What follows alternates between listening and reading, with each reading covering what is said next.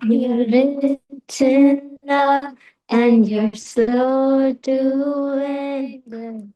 Your name is great and your heart is kind. For all your goodness, I will keep on singing. 10,000 reasons for my heart to find. Bless the Lord, oh my soul, oh my soul. Worship His holy name. Sing like never before. Oh my soul, I worship your holy name. And on that day when my strength is failing, the end draws near and my time has come. Still my soul will sing your praise unending. 10,000 years and then forevermore. Bless the Lord, oh my soul, oh my soul. Worship His holy name. Sing like never before. Oh my soul, I worship your holy name. I worship your holy name.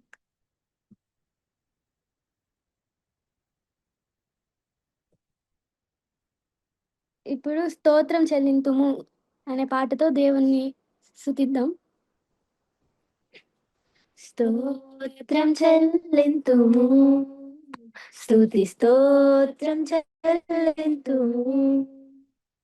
యేసునాథుని మేలులు తలచి, యేసునాథుని మేలులు తలచి స్తోత్రం చెల్లింతుము, స్తుతి స్తోత్రం చెల్లింతుము. దీవారాత్రములు కంటి పాపవలే కాచి, దీవారాత్రములు కంటి పాపవలే కాచి, దయగల హస్తముతో బ్రోచి నడిపించితివి. దయగల హస్తముతో బ్రోచి నడిపించితివి. స్తోత్రం చెల్లింతుము, స్తుతి స్తోత్రం చెల్లింతుము. గాఢాంధకారములో కన్నీటిలో ఎలలో, గాఢాంధకారములో కన్నీటిలో ఎలలో కృషించిపోనీయక కృపతో బలపరచితివి.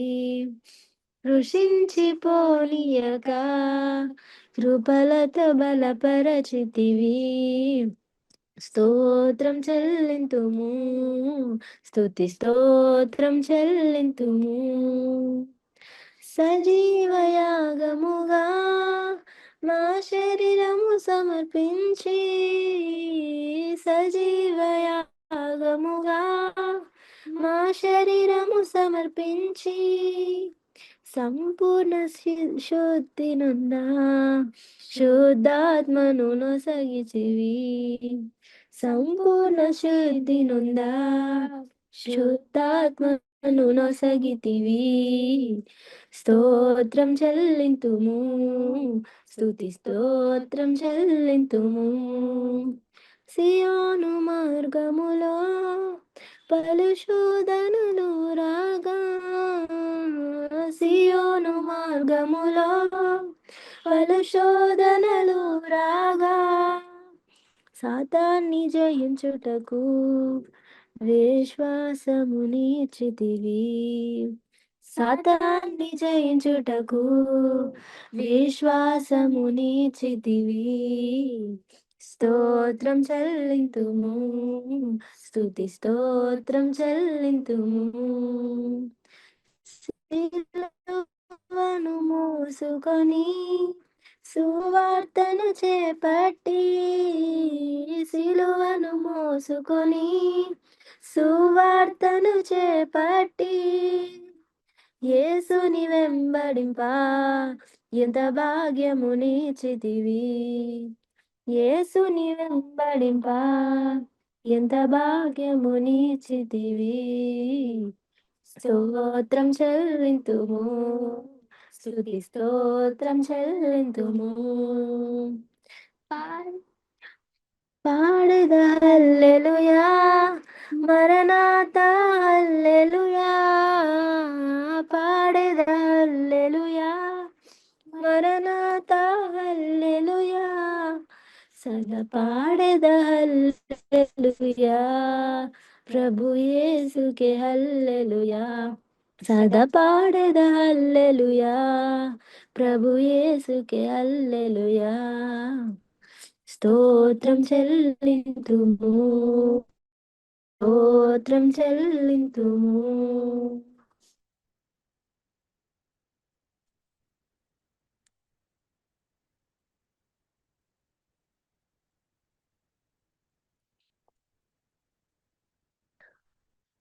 హల్లెలూయా అనే పాట పాడుతూ మనం దేవుని సమయంలో స్తుతిద్దాము. ఉదయము రాత్రియు హల్లెలూయా, నా ప్రతి శ్వాసయు హల్లెలూయా. ఉదయము రాత్రియు హల్లెలూయా, నా ప్రతి శ్వాసయు హల్లెలూయా. నీ సోలిపోవు వేళ నాకు బలముగా మారన్, నీ సొమ్మసిల్లు వేళ నా ఆత్మ పాడు పాట. నీ సోలిపోవు వేళ నాకు బలముగా మారన్, నీ సొమ్మసిల్లు వేళ నా ఆత్మ పాడు పాట. హల్లెలూయా, హల్లెలూయా, హల్లెలూయా, హల్లెలూయా. నా శ్వాస, నా ప్రాణము, నా ఆత్మ పాడు పాట. హల్లెలూయా, హల్లెలూయా. శిఖరము మీదను హల్లెలూయా, చీకటి లోయలో హల్లెలూయా. శిఖరము మీదను హల్లెలూయా, చీకటి లోయలో హల్లెలూయా. పై పైకి ఎగిరినప్పుడు నా విజయం యొక్క రాగం, నాకు లేమి కలిగినప్పుడు ఓదార్పు యొక్క రాగం. హల్లెలూయా, హల్లెలూయా. శత్రువు నవ్వినా హల్లెలూయా, హేళన చేసిన హల్లెలూయా. శత్రువు నవ్వినా హల్లెలూయా, హేళన చేసిన హల్లెలూయా. శత్రువు పెరిగినప్పుడు నా విందు కూడా పెరుగును, నే స్తోత్రం పాడినప్పుడు నా తలుపు తెరవబడును. శత్రువు పెరిగినప్పుడు నా విందు కూడా పెరుగును, నీ స్తోత్రం పాడినప్పుడు నా తలుపు తెరవబడును. హల్లెలూయా, హల్లెలూయా.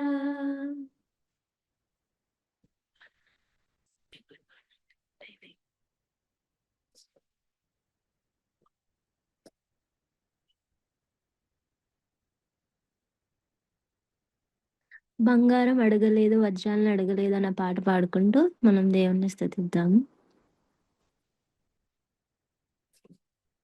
బంగారం అడగలేదు, వజ్రాల్ని అడగలేదు, హృదయాన్ని అడిగాడయ్యా. ఆస్తులను అడగలేదు, అంతస్తులు అడగలేదు, హృదయాన్ని అడిగాడయ్యా. బంగారం అడగలేదు, వజ్రాల్ని అడగలేదు, హృదయాన్ని అడిగాడయ్యా. ఆస్తులను అడగలేదు, అంతస్తులు అడగలేదు, హృదయాన్ని అడిగాడయ్యా. మనుషులను చేశాడయ్యా, ఈ లోకాన్ని ఇచ్చాడయ్యా. మనుషులను చేశాడయ్యా, ఈ లోకాన్ని ఇచ్చాడయ్యా. నివేదకి రాలేనని నా కోసం వచ్చాడయ్యా. నివేదకి రాలేనని నా కోసం వచ్చాడయ్యా. నా యేసయ్యా, నా యేసయ్యా, నా యేసయ్యా, నా యేసయ్యా. పాపాన్ని తొలగించి శాపాన్ని విరిచేయ భూలోకం వచ్చాడయ్యా. మానవుని రక్షించి పరలోకమున చేర్చ సిలువను మోసాడయ్యా. పాపాన్ని తొలగించి శాపాన్ని విరిచేయ భూలోకం వచ్చాడయ్యా. మానవుని రక్షించి పరలోకమున చేర్చ సిలువను మోసాడయ్యా. కన్నీటిని తుడిచాడయ్యా, సంతోషం పంచాడయ్యా.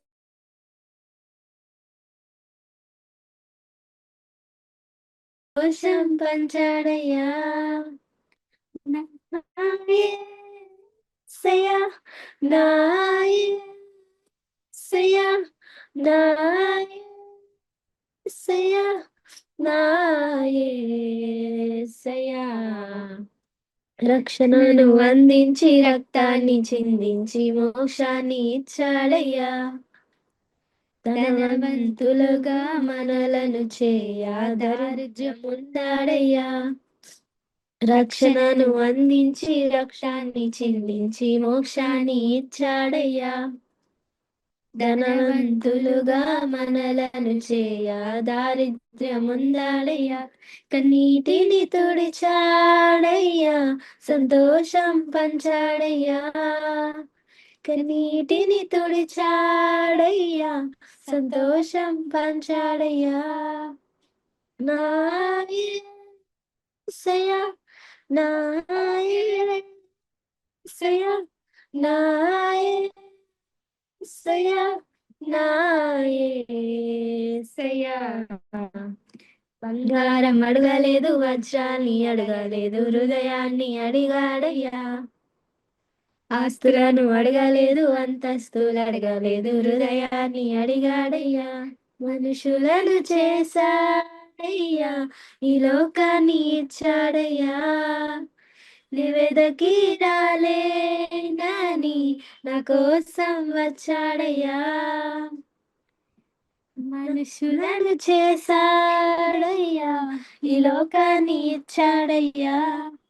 నివేదకి రాలేనని నా కోసం వచ్చాడయ్యా. నా యేసయ్యా, నా యేసయ్యా, నా యేసయ్యా, నా యేసయ్యా.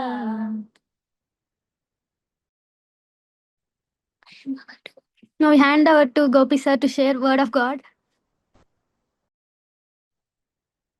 Amen. Praise the Lord. Thank you, Sister Sigmund and Sister Rachel. ఈరోజు నేను మార్కు సువార్త 4వ అధ్యాయం ద పారబుల్ ఆఫ్ సోవర్ అన్న టాపిక్ పైన డిస్కస్ చేయాలనుకుంటున్నాను. I request sister Stick and sister Rachel to please help me with word. So మొదటగా మనం మార్కు సువార్త 4వ అధ్యాయం చదువుతారు కదన్నా. 4వ అధ్యాయము 5వ వచనం 6వ వచనం. Okay. మార్కు సువార్త 4వ అధ్యాయం 5, 6 వచనాలు. కొన్ని చాలా మన్ను లేని రాతి నేలను పడెను. అక్కడ మన్ను లోతుగా ఉన్నందున అవి వెంటనే మొలిచెను గాని సూర్యుడు ఉదయింపగానే అవి మాడి వేరు లేనందున ఎండిపోయెను. Amen. ఇక్కడ మనం ఏం చేస్తున్నామంటే ప్రభు అయిన యేసు ఆయన ఉపమానాలు చెప్పడంలో ఇది ఫస్ట్ ఉపమానం అనమాట. ఆ శిష్యులందరూ అక్కడ కూర్చున్నప్పుడు బోట్ పైన కూర్చొని నిల్చొని ఆ బోట్ పైన కూర్చొని ఉపమానం చెప్తాడు. మనం చెప్పినప్పుడు ఫస్ట్ ఉపమానం ద పారబుల్ ఆఫ్ సోవర్ అంటే విత్తువ అని ఉపమానం చెప్తారనమాట. అయితే ఇక్కడ మనం ఏం చేస్తున్నామంటే ఫస్ట్ నుంచి మనం చదువుతుంటే వర్స్ 1 కూడా 1 నుంచి చదువుతారు ఒకసారి, వర్స్ 1 to 3 కూడా ఒకసారి. అప్పుడు యేసు అపవాది చేత శోధింపబడుటకు ఆయన సముద్ర తీరమున మరలా బోధింపనారంభింపగా బహుజనులు ఆయన ఎద్దుకు కూడి వచ్చి ఉన్నందున ఆయన సముద్రంలో ఒక దోణి ఎక్కి కూర్చుండెను. జనులందరూ సముద్ర తీరమున నేల మీద నుండిరి. ఆయన ఉపమాన రీతిగా చాలా సంగతులు వారికి బోధించుచు తన బోధలో వారితో ఇట్లనెను, వినుడి, ఇదిగో విత్తువాడు విత్తుటకు బయలు వెళ్ళను. ఏమేన్ మనం ఇక్కడ చూద్దాం. సో ముందు ప్రభు ఏం చెప్తున్నాడు అంటే అందరికి, వినుడి, విత్తువాడు విత్తడానికి బయలుదేరేవారు. ఇక్కడ విత్తువాడు ఎవరు, విత్తనం ఎవరు అన్నది మనం చూస్తూ రావాలి. ఇక్కడ విత్తువాడు ఎవరు అంటే స్వయాన ప్రభువే, ప్రభువే విత్తువాడు. అయితే విత్తనం ఎవరు అంటే విత్తనం కూడా ప్రభువే, ప్రభు యొక్క మాటలే విత్తనాలు. సో విత్తువాడు ప్రభువే, విత్తనం కూడా ప్రభువే. వర్స్ 4 కంటిన్యూ చేద్దాం. వర్స్ 4 ఒకసారి చదువుతారా అది? వాడు విత్తుచుండగా కొన్ని తోవ పక్కన పడను, పక్షులు వచ్చి వాటిని మింగివేశాను. సో ఇక్కడ మనం ఏం చూస్తూ వస్తామంటే 4 రెస్పాన్సెస్ చూస్తూ వస్తాం. అంటే దేవుని యొక్క వాక్యము ప్రభువు తన విత్తనం ద్వారా మనుషుల హృదయంలోకి నాటబడినప్పుడు 4 రెస్పాన్సెస్ ప్రభువు మనకి చూపిస్తున్నాడు. అయితే దీస్ 4 రెస్పాన్సెస్ ఎలా ఉన్నాయని మనం చూస్తాం. First 3 responses are not according or not pleasing to God. అయితే 4వ రెస్పాన్స్ గా మనం ఉండాలని ప్రభు కోరుచున్నాడు. అయితే దీని ఎలా చూస్తూ రావాలంటే ఫస్ట్ రెస్పాన్స్ ఏంటంటే కొన్ని త్రోవ పక్కలో పడ్డాయంట. అయితే అది పక్షి వచ్చి వెతుకుపోయిందని చెప్తూ ఉన్నాడు అన్నమాట ప్రభు. త్రోవ పక్కలో పడ్డం అంటే ఏంటి మీనింగ్ అంటే, త్రోవ పక్క ఎలా ఉంటుందంటే అక్కడ ఇంకా హార్డ్ గా ఉంటది సర్ఫేస్. సో అక్కడ బండ్లు పోతుంటాయి, మనుషులు నడుస్తూ ఉంటారు కాబట్టి ఆ సర్ఫేస్ అంతా హార్డ్ అయిపోతుంది. సో హార్డ్ అయిన సర్ఫేస్ లో ఒకవేళ విత్తనం వేసినా గానీ ఆ విత్తనం లోపలికి వెళ్ళదు, అక్కడే ఉంటది. సో అక్కడే ఉన్న విత్తనము పక్షి వచ్చి ఎత్తుకుపోతుంది అనమాట. సో ఎక్కువ నడచడము, ఎక్కువ రద్దీ ఉండే ప్లేసే హార్డ్ అవుతుంది. సో మన జీవితాలు కూడా, మన హృదయాలు ఒకవేళ ఎక్కువ రద్దీగా ఉంటే, ఎక్కువ ట్రాఫిక్ ఉందంటే మన హృదయంలో, అంటే దేవునికి వేరు అయిన విషయాలు, అనేక విషయాలు మన హృదయాల్లో నింపుకున్నప్పుడు మనం నిజంగా దేవుని వాక్యం మనలో పనిచేయదు. దేవుని యొక్క వాక్యము మనలో ఫలభరితం చూపించదు అనమాట. అందుకని మొదటిగా మనలో ఉండే ఈ ట్రాఫిక్ ని, మనలో ఉండే ఈ రద్దీని ప్రభువు తీసేయాలంటున్నాడు అనమాట. అందుకని మన హృదయాలు గట్టిగా ఉండకూడదు, త్రోవ పక్కలో ఉన్న నేల వల్ల మన హృదయాలు ఉండకూడదు అని ప్రభువు చెప్తున్నాడు. అంటే చాలా విషయాల పట్ల మన డైలీ లైఫ్ లో మనము ప్రభు కాని విషయాలు, చాలా విషయాలు మనము ఆక్యుపై అయిపోతాం.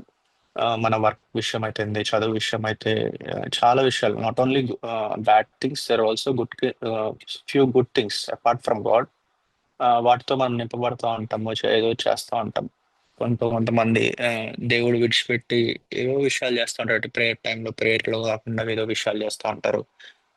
ప్రభుకి ఇవ్వాల్సిన సమయం ప్రభుకి ఇవ్వకుండా ఏదో విషయాలు చేస్తూ ఉంటారు అన్నమాట. ఇలా ఏదో విషయాలు చేస్తూ ఉండడం వల్ల we can't really grow in the Lord. మనం ఫలభరితం చూపించలేం. అది మనం చూస్తూ రావాలి. అయితే ఇక్కడ చాలా మంది మొదటగా రక్షింపబడినప్పుడు కూడా ఎలా ఉంటారంటే చాలా ఉత్సాహంతో ఉంటారు అనమాట. ప్రభువు కోసము సమర్పించుకుంటారు. ప్రభువే నా జీవం అనుకుంటారు, నా జీవితం అంతా నేను ప్రభువునే వెంబడించాలనుకుంటా ఉంటారు, అన్నీ అనుకుంటా ఉంటారు. కానీ వాళ్ళ కంటిన్యూషన్ చాలా బాగుంటది. వాళ్ళ స్టార్ట్ చాలా బాగుంటది, చాలా అద్భుతంగా ఉంటది. కానీ వాళ్ళ కంటిన్యూషన్ అంటే స్టార్ట్ ఒక్కటే బాగుంటే సరిపోదు. మనము what has been started is not enough, how we are continuing is most important అన్నమాట. అందుకని బైబిల్లో కార్య ఆరంభం కంటే కార్య అంతము మేలు అని చెప్తారు అనమాట. So we should be those people who are good in our continuation with Lord. అందుకని ఇక్కడ నెక్స్ట్ సినారియో ఏమిస్తాడంటే రాకీ ప్లేసెస్ లో పడుతున్నాయి, అంటే రాళ్ళ నేలలో పడుతున్నాయి. అయితే రాళ్ళ నేల, ఇక్కడ ఈ నేల ఎలా ఉంటుంది అంటే, రాళ్ళ నేల పైన మట్టి ఉంటది, లోపలంట రాయిగా చాలా హార్డ్ గా ఉంటది. సో హార్డ్ సాయిల్లో ఎప్పుడైతే సీడ్ పడిందో ఇక్కడ ఏమైనా ఇమ్మీడియట్లీ ఇట్స్ స్ప్రాంగ్ అప్ అని ఉంటుంది. అంటే వెంటనే అది మొలిచి, అంటే వెంటనే అది వర్స్ 5 ఒకసారి చదువుతారు. వెంటనే అది మొలిచింది అని అంటారు తెలుగులో. ఇమ్మీడియట్లీ ఇట్స్ స్ప్రాంగ్ అప్ అని ఉంటుంది వర్స్ 5. కొన్ని కొన్ని చాలా మన్నులేని రాతి నేలను పడెను. అక్కడ మన్ను లోతుగా ఉండనందున అవి వెంటనే మొలిచెను గాని సూర్యుడు ఉదయింపగానే అవి మాడి వేరు లేనందున ఎండిపోయెను. అవి వెంటనే మొలిచాయంట. చూసారా? చాలా విషయాల్లో మన మన జీవితాల్లో కూడా మనము చాలా సార్లు మనం ఈ రాతి నేల వల్లే ఉంటాం అనమాట. కొత్తలో కానీ చాలా సార్లు మనము చాలా మంది ఇప్పటికీ చాలా మంది రాతి నేల వల్లే ఉంటారు. వాళ్ళు ఏంటంటే దేవుని వాక్యం వాళ్ళు వచ్చినప్పుడు ఇమీడియట్ గా యాక్సెప్ట్ చేస్తారు. ఇమీడియట్ గా అబ్బో సూపర్ ఉంది వాక్యం అనుకుంటా ఉంటారు. ఓ, నేను చాలా తాకబడ్డాను వాక్యం ద్వారా, నేను చాలా ప్రభావితం చెందబడ్డాను వాక్యం ద్వారా అనుకొని వెంటనే ఒప్పుకుంటారు ప్రభు దగ్గర, వెంటనే సమర్పించుకుంటారు కూడా. వెంటనే ప్రభు కోసం నేను అన్ని చేయాలని కూడా అనుకుంటా ఉంటారు. నాకు ప్రభువే ఇంపార్టెంట్, ఇంకేం నాకు ఇంపార్టెంట్ కాదు అని అనుకుంటా ఉంటారు అనమాట. సో ఇలా ఉండడం అంటే అది మొలిచింది అక్కడ, వాక్యం మొలిచిందంటే వాళ్ళు ఆ వాక్యము కార్యసిద్ధం చేసింది అనమాట. సో ఆ వాక్యం అనేది లైఫ్ వచ్చింది. అంటే అవుటర్ షెల్ బ్రేక్, ఈ సీడ్ ఎలాగైతే అవుటర్ షెల్ బ్రేక్ అయితేనే మనకు ఆ, ఆ, అది గ్రో అవుతుంది అనమాట. సో వాళ్ళలో కూడా అవుటర్ షెల్ బ్రేక్ అవుతుంది. మనలో కూడా చాలా సార్లు అవుటర్ షెల్ బ్రేక్ అయ్యి ఆ, తర్వాత రూట్ వస్తుంది కానీ తర్వాత ఏమైందంట, ఇమీడియట్లీ స్ప్రాంగ్ అప్ అని ఉందంట. స్ప్రాంగ్ అప్ తర్వాత వెంటనే సూర్యుడు కూడా వస్తాడు. ఇది మనం చూద్దాము. సో ఇమ్మీడియట్లీ స్ప్రాంగ్ అప్ అన్నది ఆ, చాలా మంది విషయాల్లో చాలా సార్లు చెబుతూ ఉంటాయి. అయితే ఈ ఇమ్మీడియట్లీ స్ప్రాంగ్ అప్ అయిన రూట్ ఎందుకని వెంటనే ఎండిపోయింది ఇక్కడ అన్నది మనం చూడాలి. ఎందుకని వెంటనే ఎండిపోయిందంటే సూర్యుడు వచ్చాడు. సూర్యుడు వస్తే వెంటనే ఎండిపోయినట్టుగా మనం చూస్తూ వస్తాం. ఆ, అందుకని మ, మనం కూడా ఇమ్మీడియట్లీ చాలా సార్లు మనము వెంటనే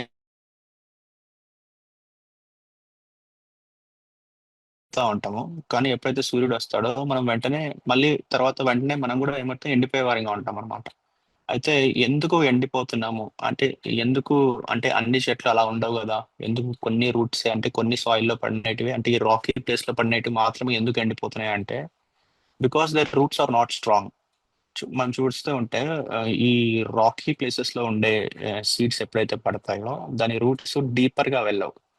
ఆ, కొంచెం అంటే అసలు మొలవకుండా ఉండవు కానీ కొంచెం రూట్స్ వస్తాయి. కానీ ఆ రూట్స్ కొద్ది వరకు వెళ్ళి ఆగిపోతాయి అన్నమాట.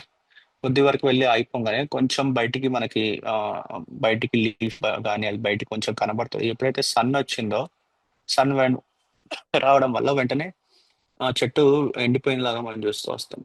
అయితే ఇక్కడ ఇంపార్టెంట్ థింగ్ ఏంటంటే ఎవ్రీ ఈ సన్ అన్నది ఓన్లీ రాకీ ప్లేస్ పైన మాత్రమే సన్ రాదు. సన్ ప్రతి నేల పైన వస్తుంది. అంటే మనిషి నేల పైన కూడా సన్ వస్తుంది, రాకీ ప్లేస్ పైన కూడా సన్ వస్తుంది, ముళ్ళ పొదలు ఉండే ప్లేస్ పైన కూడా సన్ వస్తుంది, నెక్స్ట్ దారి పక్కలో కూడా సన్ వస్తుంది. కానీ మనిషి నేల పైన పైన సన్ ఏం చేస్తుంది అంటే ఆ చెట్టుని ఇంకా that sun will help to grow the tree. అంటే మనకు సన్ ఉంటేనే యూజువల్లీ ట్రీస్ గ్రో అవుతాయి. So that sun will help to grow the tree. But ఇక్కడ రాకీ ప్లేస్ లో మనం చూస్తున్నట్లయితే sun is causing to die the tree. అంటే sun ఆ ట్రీని ఎండివేస్తుంది. అయితే ఇక్కడ ఫాల్ట్ సన్ లో లేదు, మనం చూస్తూ రావాల్సింది. ఇక్కడ ఫాల్ట్ అంటే సన్ ఏదో ఎక్కువ ఉండడమో తక్కువ ఉండడం అని కాదు, కానీ మనం చూస్తూ రావాల్సింది ఏంటంటే the fault is with the seed. ఎక్కడ ఏ ప్లేస్ లో పడింది అన్న దానిపైన. So the fault is with the place. So the place here is the Rocky place. ఎందుకు రాకీ ప్లేస్ లో వెంటనే ఎండిపోయిందంటే, రాకీ ప్లేస్ లో ఆ, వెంటనే మొలిచింది. వాళ్ళు ఎలా ఉంటారంటే వెంటనే మొలిచిందని ఆ, మనం వెంటనే మొలిచిందని మనలో చాలా మంది కూడా వెంటనే మేము వాక్యాన్ని విన్నప్పుడు వెంటనే మనం చాలా గొప్పగా ఫీల్ అవుతాం. ఆ, గొప్పగా మనము ఇలాగే ఆనందంగా ఫీల్ అవుతాం. కానీ వెంటనే సన్ కూడా వస్తారన్న విషయాన్ని మనం చూసుకోవాలన్నమాట. సో ఈ సన్ కి ఏంటి సాదృశ్యం అంటే, మన కింద చూస్తూ వస్తే వర్స్ లో సన్ దేనికి సాదృశ్యం అంటే మనకి పర్సిక్యూషన్స్ అండ్ అప్లికేషన్స్ కి సాదృశ్యం అన్నమాట. మనం ఇది చూద్దాం. వర్స్ 16, 17 ఒకసారి చదవాలి చాప్టర్ లో. అటువలే రాతి నేలను విత్తబడిన వారెవరనగా వాక్యము విని సంతోషముగా అంగీకరించువారు. అయితే వారిలో వేరు లేనందున కొంతకాలము వారు నిలుతురు గాని వాక్యము నిమిత్తము శ్రమ అయినను హింస అయినను కలుగగానే వారు అభ్యంతరపడుదురు. మ్యాన్ మనం ఏం చూస్తామంటే వెంటనే వాళ్ళు మొలుస్తారు. వాళ్ళ వాక్యం విన్న తర్వాత వెంటనే వాళ్ళు రిసీవ్ చేసుకుంటారు, చాలా ఆనందపడతారు అండి వాక్యంలో 16th verse లో. సో వాళ్ళు చాలా ఆనందపడతారు, వెంటనే ప్రభు కోసం అన్ని చేయాలనుకుంటారు. కానీ వాళ్ళు వేరు లేకపోవడం వల్ల ఏమవుందంటే వాళ్ళు కొత్త కాలమే నిలుస్తారు. అందుకని మన ఎక్స్పీరియన్సెస్ లో కూడా చాలా మంది కొంతకాలం ప్రభువుని చాలా సిన్సియర్ గా పరిశుద్ధంగా ప్రభువుని వెంబడిస్తారు. కానీ కొన్ని సార్లు కొన్ని అఫ్లిక్షన్స్ రాగానే, కొన్ని శ్రమలు ఇబ్బందులు రాగానే వెంటనే పడిపోతారనమాట. ఎందుకంటే వాళ్ళ రూట్ స్ట్రాంగ్ గా లేదు. అయితే ఈ అఫ్లిక్షన్స్ అంటే దేవుడు ఏం చేస్తాడంటే బికాస్ ఆఫ్ ద వర్డ్ అంటే వాక్యం వలన కలిగే శ్రమలు. అంటే ఈ శ్రమలు వాక్యం అంటే ప్రతి వాక్యానికి మనకు శ్రమ ఉండదని మనం చూస్తూ రావాలి. అంటే శ్రమలు లేకుండా ఏ క్రిస్టియన్ లైఫ్ అన్నది మనకు ఉండదు. అంటే ఏ క్రిస్టియన్ లో కూడా శ్రమలు లేకుండా శ్రమలు లేని జీవితం అంటూ ఏ క్రిస్టియన్ కి అయితే ఉండదు. సో అందరి క్రిస్టియన్స్ లైఫ్ లో శ్రమలు ఖచ్చితంగా వస్తాయి. ఎందుకంటే ప్రభువే వాక్యంకి అంటే ప్రభువే చెప్తున్నాడు ఇక్కడ, వాక్యం వల్ల మీకు శ్రమ వస్తుందని 17th verse లో. ఒకసారి మళ్ళీ చదువుతారా తెలుగులో, verse 17? అయితే వారిలో వేరు లేనందున కొంతకాలము వారు నిలుతురు గాని వాక్యము నిమిత్తము శ్రమ అయినను హింస వాక్యం కలుగగానే నిమిత్తము ఏమంటుంది అక్కడ? వాక్యం నిమిత్తము శ్రమ అయినా హింస అయినా. ఎవరి నిమిత్తం వస్తుంది ఇక్కడ శ్రమ అంటే? వాక్యం నిమిత్తం వస్తుందంట. సో వాక్యం నిమిత్తము శ్రమ అయిన హింస అయిన కలిగినప్పుడు వాళ్ళు పడిపోతారు అన్నమాట. సో శ్రమ హింస అన్నది వాక్యం నిమిత్తం వస్తుంది. సో మనం విన్న ప్రతి వాక్యం నిమిత్తం అయితే ప్రభువు ఆ, మన బైబిల్లో మనకు చూపించిన ప్రతి వాక్యం నిమిత్తము ఒక శ్రమ ఉంటుంది దాని తర్వాత. సో మనము కేవలం వాక్యాన్ని తీసుకుంటాను, నేను శ్రమను తీసుకోను అంటే మనము నిజంగా పడిపోయే వారిగా ఉంటాం అనమాట. అయితే ఆ శ్రమలో మనము తట్టుకోగలగాలి. అంటే శ్రమలు రాకుండా క్రిస్టియన్ లైఫ్ ఉండదు అని బైబిల్ మనకు చెప్పదు. సో అందుకే ప్రభు కూడా చెప్తాడు, ఈ లోకంలో మీరు శ్రమ, in this world you will have tribulations but take heart, I have overcome the world. నేను లోకం నుంచి జయించున్నాను అంటాడు. ఈ లోకంలో మీకు శ్రమ కలుగును, అయినా ధైర్యం తెచ్చుకోండి, మిమ్మల్ని జయించి ఉన్నాను అని ప్రభు చెప్తాను అనమాట. అందుకే ప్రభు కూడా తర్వాత ఎవడైనా నన్ను వెంబడింపిన కోరిన యెడల వాడు తనను తాను ఉపేక్షించుకొని తన సిలువను తాను ఎత్తుకొని నన్ను వెంబడించవాలని అంటున్నాడు. ప్రభువుని వెంబడించాలని చాలా మందికి ఉంటది. నూతన విశ్వాసులు, ప్రభువుని తెలుసుకున్న వాళ్ళు నిజంగా ప్రభువుని వెంబడించాలని చాలా మందికి ఉంటది. కానీ ప్రభువుని వెంబడించాలంటే there is always condition, there is always testing. ఏంటంటే మనల్ని మనము ఉపేక్షించుకోవాలి, మన సిలువని మనం ఎత్తుకోవాలి, తర్వాత ప్రభువుని వెంబడించాలి. ఇక్కడ కూడా మనం చూస్తూ వచ్చింది ఏంటంటే ఈ ఈ ఇవన్నీ ఇబ్బందులన్నీ మన ట్రూ కండిషన్ ఎక్స్పోజ్ చేస్తాయి. చాలా మంది మనము ఫాల్స్ ఎక్స్పోజర్ లో ఉంటాం. అంటే ఫాల్స్ బిలీఫ్ లో మనం ఉంటాం. అంటే నేను బాగానే ఉన్నానులే, నేను మంచిగానే ఉన్నానులే, నేను బాగానే బైబిల్ చదువుకుంటున్నాను, లేదంటే నేను బాగానే ప్రేయర్ చేసుకుంటున్నాను, నేను బాగా చర్చ్కి వెళ్తున్నాను, నేను అంతా బాగానే ఉన్నానులే అని అనుకుంటాం. కానీ వెన్ ద ట్రూ ఎఫ్లిక్షన్ అంటే దేవుని వాక్యం నిమిత్తము శ్రమ హింస వచ్చినప్పుడు మన ట్రూ కండిషన్ దేవుడు బయట మనకు చూపిస్తాడు ఎస్పెషల్లీ. సో మనకు చూపించినప్పుడు దేవుని వాక్యం ఇలా చెప్తుంది, ఆ సిచ్యువేషన్ వచ్చినప్పుడు నువ్వు నిజంగా చూడు, నువ్వు చాలా పేషెంట్ అని నువ్వు అనుకుంటున్నావు, కానీ సిచ్యువేషన్ వచ్చినప్పుడు నీ రియాక్షన్ చూడు ఎలా ఉందని ప్రభు మనకు చూపిస్తూ వస్తాడు అనమాట. సో మన ట్రూ కండిషన్ ని ప్రభు మనకు చూపిస్తాడు. అందుకని we can never fake the Lord. మనం ఒక్కొక్కసారి మనని మనమే ఫేక్ చేసుకుంటా ఉంటాం. అందుకని ప్రభు ఈ అఫ్లిక్షన్ అండ్ పర్సిక్యూషన్ పెట్టడం కూడా మనకు చాలా మంచిది యాక్చువల్లీ. సో ఈ అఫ్లిక్షన్ పర్సిక్యూషన్ ద్వారా మన ఓన్ కండిషన్ ని కూడా మనం తెలుసుకుంటా ఉంటాం. సో చాలా మంది కండిషన్ ని కూడా మనం తెలుసుకుంటా ఉంటాం. పైకి చాలా మంది భక్తిగా ఉంటారు, పైకి చాలా మంది ఉంటారు, కానీ when the true condition comes, when the true affliction అంటే ట్రూ ఈ యొక్క శ్రమ హింస వచ్చినప్పుడు వాళ్ళు ఏంటో బయటపడతారు. అందుకని ఓన్లీ గోల్డ్ విల్ అంటే ఒకవేళ నీలో నిజంగా మనలో నిజంగా మనము నిజంగా ప్రభువులో ఉంటే, మనం ఎంత శ్రమ వచ్చినా ఎంత హింస వచ్చినా మనం ప్రభువులో ఉంటాం. మనము బయటికి వెళ్ళిపోం. ఒకవేళ మనము ఫేక్ గా ఉంటే నిజంగా మనము బయటపడతాము, మనము ప్రభువుని నిలదీసే వారిగా ఉంటాం. అందుకని స్వచ్ఛమైన బంగారాన్ని కాల్స్తే అది ఎలా ఉంటుంది అంటే, ఎంత కాల్చినా బంగారం బంగారం లాగే ఉంటది. ఇన్ కేస్ మీరు రోల్డ్ గోల్డ్ ని తీసుకొని అది కాల్చారనుకో బాగా, పైత బంగారము లేయర్ పూత ఒక్కటి పూసి లోపల అది బంగారం ఒరిజినల్ బంగారం కాదు. కాకపోతే ఏమవుతుందంటే బంగారం కరిగిపోయి ట్రూ నేచర్ బయటపడిపోతుంది అనమాట. సో మనము ఓన్లీ పూత పూసిన బంగారం లాగా మన జీవితాలు ఉంటుంది, కానీ మన జీవితాల్లో నిజమైన బంగారం వల్ల ఉండాలని ప్రభు కోరుచున్నాడు అనమాట. సో అది చాలా ఇంపార్టెంట్. నెక్స్ట్ నెక్స్ట్ అసలు ఎందుకు మనము నిజంగా ఎందుకు మనము ఈ పర్సిక్యూషన్స్ లో మనం ఉండలేకపోతున్నామో చూస్తూ రావాలి. ఒక రీజన్ ఏంటంటే ఇక్కడ there is no much soil in our, అంటే అక్కడ ఎక్కువ సాయిల్ లేదు రాకీ ప్లేసెస్ లో. అంటే పొడి పొడి ఎనఫ్ ఎర్త్ లేదు, ఎనఫ్ సాయిల్ లేదనమాట అక్కడ. ఎనఫ్ సాయిల్ లేదంటే వాళ్ళు చాలా షాలోగా ఉన్నారు. అంటే చాలా షాలోగా ఉంది ఆ ల్యాండ్. చాలా షాలోగా ఉండే ల్యాండ్, చాలా సూపర్ఫిషియల్ గా ఉండే ల్యాండ్ ఎలా ఉంటుంది అంటే వాళ్ళు, అంటే మన మన ప్రాక్టికల్ గా మనం చూస్తూ వస్తే చాలా సాటిస్ఫైడ్ గా ఉంటారు చాలా మంది. చాలా సాటిస్ఫైడ్ అంటే ఈజీలీ సాటిస్ఫై అవుతారు, ఈజీగా వాళ్ళు ఆకలిగా ఉంటారు, ఈజీగా సాటిస్ఫై అవుతా ఉంటారు అనమాట. అంటే ఎవ్రీథింగ్ వాళ్ళలో ప్రతిదీ కూడా సూపర్ఫిషియల్ గా ఉంటుంది. ప్రతిదీ ఈజీగా, అంటే చాలా తక్కువతోనే సాటిస్ఫై అవుతారు, చాలా తక్కువతోనే ఉంటారు అనమాట. చాలా మంది క్రిస్టియన్స్ కూడా చూస్తే చాలా తక్కువతో సాటిస్ఫై అవుతారు ప్రభువులో. ప్రభు, నేను ఈరోజు వాక్యం కొంచెం విన్నాను, నాకు చాలే ఇంత, మరీ అంత పరిశుద్ధంగా నేను ఉండాలనుకోవట్లేదు, నేను పైన ఉంటాను, ఇది నాకు సరిపోద్ది. మరీ అంత అంత అంత డీప్ స్పిరిచువల్ పర్సన్ గానే ఉండాలనుకోవట్లేదు అంటారు కొంతమంది. కొంతమంది మరీ అంత డీప్ వెళ్ళకూడదు అంటారు. అయితే నువ్వు డీప్ గా వెళ్ళకపోతే ఏమవుద్దంటే మనం ఎండిపోతాం చివరికి. Lord wants us to go deep. మనము అంటే డీప్ గా వెళ్ళాలని ప్రభు కోరుచున్నాడు. మన వేర్లు చాలా బలంగా ఉండాలని ప్రభు కోరుచున్నాడు అనమాట. అందుకని ఆ, మనము అటువంటి వాళ్ళలాగా ఉండకూడదు అనమాట. ఏదో సూపర్ఫిషియల్ గా ఉండి చిన్న వాటికి సాటిస్ఫై, అంటే మనం చూస్తున్నాం అంటే కొంతమంది ఎలా ఉంటారు, ఏ చెప్పినా ఎస్ ఎస్ ఎస్ అంటారు అనమాట. ఏదైనా చిన్న పని చెప్పినా ఓకే అంటారు, ఎస్ అంటారు, సూపర్ఫిషియల్ గా అంతా.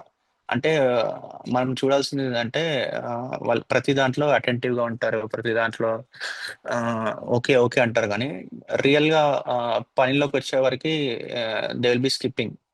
సో అలాంటి వాళ్ళు కూడా మనం చూస్తూ వస్తాం. సో దానికి ఎందుకు అలా చాలా మంది మనలో కూడా చాలా మంది అలా ఉంటారంటే మనలో అంత ఎనఫ్ సాయిల్ లేదు. ఓన్లీ రాక్స్ ఉన్నాయి, చిన్న చిన్న రాళ్ళు ఉన్నాయి, కానీ ఎనఫ్ సాయిల్ లేదు. అందుకని మనకి ఎనఫ్ సాయిల్ కావాలి, అప్పుడే మనము నిజంగా నిలబడతాం. ఇంకో రీజన్ ఏంటి అంటే, ఒకటి ఎనఫ్ సాయిల్ లేదు, ఇంకోటి డీప్ రూట్స్ లేవు. డీప్ రూట్స్ అంటే ఈ రూట్ కి ఏం సాదృశ్యం, రూట్ అంటే ఏంటి అక్కడ, అసలు డీప్ రూట్స్ అంటే ఏంటి, ప్రాక్టికల్ గా మనం ఏం చూడాలి డీప్ రూట్స్ గా అంటే, రూట్ అంటే something hidden. So deep roots లేవు అంటే అర్థం ఏంటంటే they don't have that hidden life. So hidden life అన్నది చాలా ప్రాముఖ్యం. సో డీప్ రూట్స్ అంటే హిడెన్ లైఫ్ కి సాదృశ్యంగా ఉన్నాయి. సో మన లైఫ్ లో కూడా చాలా మందికి హిడెన్ లైఫ్ లేదు. ప్రతిదీ ఓపెన్ గా చేస్తూ ఉంటారు, ప్రతిదీ అందరు చూడాలని చేస్తూ ఉంటారు, ప్రతిదీ అందరూ మెచ్చుకోవాలని చేస్తూ ఉంటారు, కానీ వాళ్ళలో ఆ డీప్ సీక్రెట్ హిడెన్ లైఫ్, దేవునితో ఆ సీక్రెట్ లైఫ్ అన్నది లేకపోవడం వల్ల వాళ్ళలో డీప్ రూట్స్ ఉండవు అనమాట. డీప్ రూట్స్ లేకపోతే ఆటోమేటికల్ వాళ్ళు ఎండిపోయే వారిగా ఉంటాం. అందుకని మనం కూడా మన జీవితాల్లో మనము ఈ డీప్ రూట్స్ ని కలిగి ఉండాలి. డీప్ రూట్స్ ని కలిగి ఉండడం అంటే ఏంటంటే personal secret life with lord ఉండాలి మనకి. ప్రతిదీ బహాటంగా చూపించడం కాదు, కానీ there should be A personal secret life with the lord to. మనకి లార్డ్ కి సమ్ సీక్రెట్ లైఫ్ ఉండాలి. ప్రభు కూడా అదే చెప్తున్నాడు. అందుకని ప్రభు మత్తయి సువార్త 6వ అధ్యాయంలో ఎలా ప్రార్థించాలో చెప్తున్నాడు. మీరు ప్రార్థన చేసినప్పుడు మీ గదిలోకి వెళ్ళి, ప్రైవేట్ రూమ్ లోకి వెళ్ళి మీరు డోర్ ని షట్ చేసుకొని రహస్యం మందు చూచున్న మీ తండ్రికి ప్రార్థన చేయండి అని చెప్తాడు అనమాట. అప్పుడు రహస్యం మందు చూచున్న మీ తండ్రి మీకు ప్రతిఫలం ఇచ్చును అని చెప్తున్నాడు. అయితే ఇక్కడ ఆ దేవుడు ఏం చెప్తున్నాడంటే, యేసుక్రీస్తు ఏం చెప్తున్నాడంటే ఇక్కడ ఈ ప్యాసేజ్ లో ఆ ఈ సీక్రెట్ మీరు ఎలా ప్రేయర్ చేయాలన్న సీక్రెట్ లైఫ్ లో మనం సీక్రెట్ గా ప్రేయర్ చేయాలి. వన్ థింగ్, మన రూమ్ లో డోర్ లాక్స్ చేసుకోవాలి, అంటే ప్రతిదీ ఓపెన్ చేయకూడదు, సీక్రెట్ లో కూడా సీక్రెట్ గా చేయాలి. Then the Lord will see us అంటున్నాడు. అంటే దేవుడు చూస్తాడు అంటున్నాడు, అక్కడ దేవుడు వింటాను అనట్లేదు. అక్కడ దట్ షుడ్ బి మనం చూస్తూ రావాలి. అంటే దేవుడు ఏం చూస్తాడంటే నీ సీక్రెట్ లైఫ్ ని చూస్తూ ఉంటాడు. అంటే దేవుడు ఇక్కడ నేను మీ ప్రార్థనలో వింటాను. ఒకసారి ఆ వర్స్ అవుతారా, మాథ్యూ 6:6.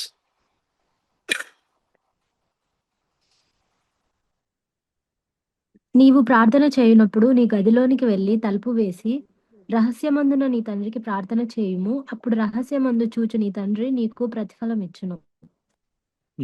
రహస్యం అందు చూచుచున్న మీ తండ్రి అని అన్నాడు. సో వింటున్న తండ్రి అని లేదు అక్కడ, కానీ చూచుచున్న తండ్రి. సో ప్రేయర్ అనేది కేవలం దేవుడు వినడమే కాదు, కానీ ప్రేయర్ అన్నది దేవుడు చూసేవాడిగా ఉంటాడు అన్నమాట. సో మన ప్రేయర్స్ దేవుడు చూసేవాడిగా ఉంటాడు. నువ్వు ఎలా చేస్తున్నావు నీ ప్రేయర్స్, నువ్వు ఓపెన్ గా చేస్తున్నావా నీ ప్రేయర్స్, లేదంటే నాతో ఏకాంతంగా నువ్వు చేస్తున్నావా అన్నది కూడా దేవుడు చూస్తూ ఉంటాడు. అందుకని ప్రేయర్స్ ఒకవేళ ఏ రకంగా మనం ప్రేయర్ చేస్తున్నాం, ఒకవేళ మనలో ఏం వర్డ్స్ లేకపోయినా దేవుడు మన హృదయంలో ఉండే తలంపులు చూసే దేవుడు అనమాట. అందుకని దిస్ హిడెన్ లైఫ్, ఈ రూట్ లైఫ్ మనకు కావాలి. ఏంటి రూట్ లైఫ్ అంటే this hidden life, secret life, ప్రభుత్వకి మనకి ఉండే ఆ సీక్రెట్ లైఫ్ ని ఎప్పుడైతే మనము ప్రభువులో ఎక్కువ టైం అలా గడుపుతూ ఉంటామో, అప్పుడు మన రూట్స్ చాలా డీప్ గా వెళ్తాయి అన్నమాట. సో డీప్ గా వెళ్ళినప్పుడు మనకి ఎప్పుడైతే ఈ పర్సిక్యూషన్స్, ఎప్పుడైతే మనకి శ్రమలు, ఈ ఇబ్బందులు వస్తూ ఉంటాయో, మనము ఆ దినంలో ఎందుకంటే మనము డీప్ గా మనకి ప్రభుత్వ ఆ ఫెలోషిప్ మెయింటైన్ అవ్వడం, డీప్ రూట్స్ మనం కలిగి ఉండడం వల్ల ఆ సిచ్యువేషన్ లో మనము నిలబడే వారిగా ఉంటాం. ఇంకో రీజన్ ఇక్కడ ఏముందంటే, ఒకటి ఎక్కువ మట్టి లేదు, రెండు డీప్ రూట్స్ లేవు అక్కడ. సో మనకి ఎక్కువ మట్టి కావాలి, ఎక్కువ మట్టి ఉండాలి, నెక్స్ట్ డీప్ రూట్స్ ఉండాలి, నెక్స్ట్ అక్కడ రాకీ ప్లేసెస్ ఉన్నాయి, అంటే రాక్స్ ఉంటాయి. మామూలుగా ఇక్కడ ఎలా ఉంటుందంటే ఈ ల్యాండ్ లో పైన చిన్న చిన్న రాళ్ళు ఉంటాయి. తర్వాత ఒకవేళ డీప్ రూట్స్ డీప్ గా వెళ్ళాలంటే ఏ అడ్డంకులు ఉండకూడదు. ఒకవేళ ఏదైనా అడ్డంకు ఉందనుకో, లోపల మట్టి లోపల ఏదైనా అడ్డంకులు, పెద్ద పెద్ద రాళ్ళు కానీ అలా ఏమైనా ఉన్నాయనుకో, రూట్స్ డీప్ గా వెళ్ళలేవు, ఆ రాళ్ళు అడ్డుపడతాయి అన్నమాట. సో మన రూట్స్ డీప్ గా వెళ్ళాలి అంటే నెక్స్ట్ థింగ్ ఏంటంటే పెద్ద పెద్ద రాళ్ళు ఏమి ఉండకూడదు, పెద్ద పెద్ద రాళ్ళన్నిటిని తీసివేయాలి. పెద్ద పెద్ద రాళ్ళన్నిటిని లేకుంటేనే, లేనప్పుడే మన రూట్స్ డీప్ గా వెళ్తాయి అన్నమాట. అయితే ఈ రాళ్ళు దేనికి సాదృశ్యం అన్నది మనం చూసుకోవాలి.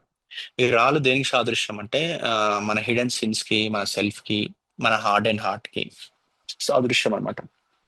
దీనికి సాదృశ్యం హిడెన్ సిన్స్ అంటే ఆ అంటే ఎవరికి తెలియని పాపాలు మనలో ఉండడం, లేదంటే హార్డ్ అండ్ హార్ట్, చాలా కఠినమైన హృదయం మనకు ఉండడం, లేదంటే హార్డ్ అండ్ సెల్ఫ్, మన వ్యక్తిత్వం కూడా చాలా కఠినంగా ఉండడం.